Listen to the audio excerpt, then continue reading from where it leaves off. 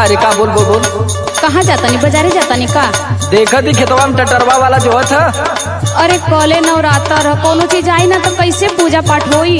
लाडो की दुकानी से मंगवा ले, समझली? अच्छा तो हम लिस्टिया बना ली का तब तक? अरे ते इतना लंबा लिस्ट मत बना दिए कि दूरदिष्ट हो जाए।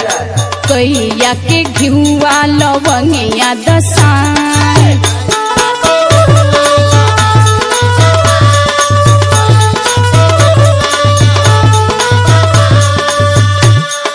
धूप दिया नरियल से नूरवा अपान,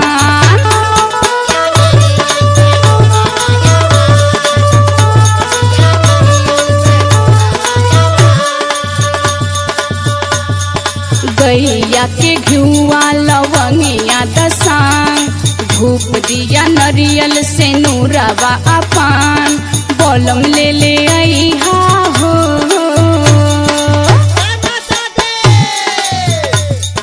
बलम ले ले अइहा हो चुनरिया बाजार से।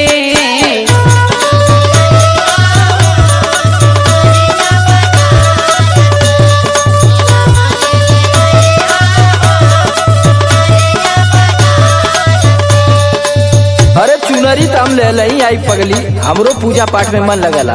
हाँ और खेतवा में टटरवा वाला खड़ा है तो दाएं जाए दे, फिर उसके बाद हम कल से खुदा खाली हो जाये। अरे तो बे नहीं ना बा पूजा पाठ करे के दिन। सुन सुनाब। कटल बाड़े खेतवा में गेहुआ के बाल,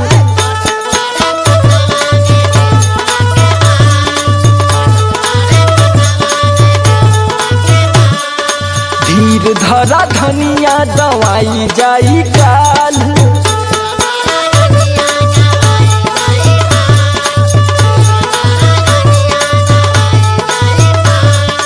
कटल बाड़े खेतवा में गेहुआ के बाल, धीर धरा धनिया दवाई जाई काल, घुमा देव सोमई हर हो, घुमा देव सोमई हर हो सजनी नवरात्र में।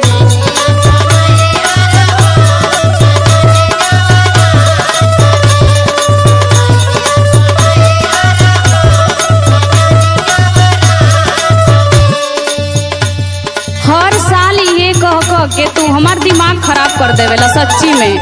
अरे यार हम खुदा पुजारी हैं, 5 बजे भोरवा में नहा के सुनील बबवा और प्रकाशवा के लेके मंदिरे में जाइला पूजा करे। तोरे कुछ समझ में आवत है? तो ये बतावा काल है काल कब बाजारे जीवा तो कब हम कुल करब? अरे तो हमके कुल सल्टा लेवे दे कि अब्बा तू कपार खरीदी। हर सलिए करेला तू वादा बलम, अरे तो वादा तोहार पूरा करब, ठीक? मार्स इंटरटेनमेंट से पैसा मंगौने, घबरो मत।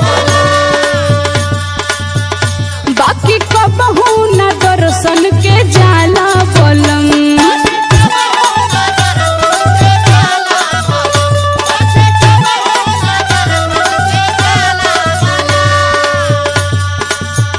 हर सलिए करेला तू वादा बलम, बाकी कबहू न दर्शन के जाला बलम, लिपि पोती लेहली हो घरवा दुआर,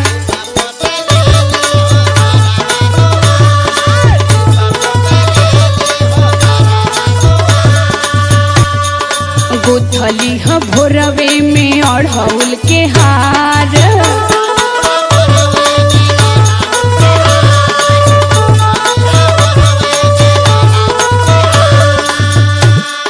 लिपि पोती लेहनी हो घरवा दुआर, गुथली ह भोरवे में अढ़ौल के हार, बलम ना भूलइहा हो, बलम ना भूलइहा हो चुनरिया बाजार से।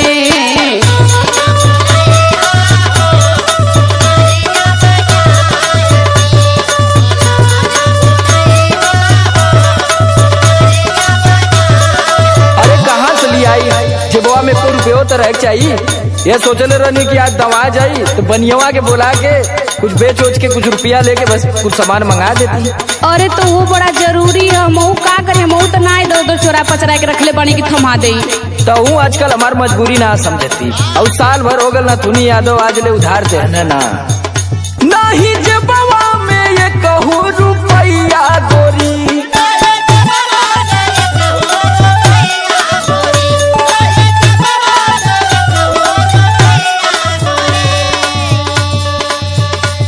सुना अगर चाहत होके तो हाँ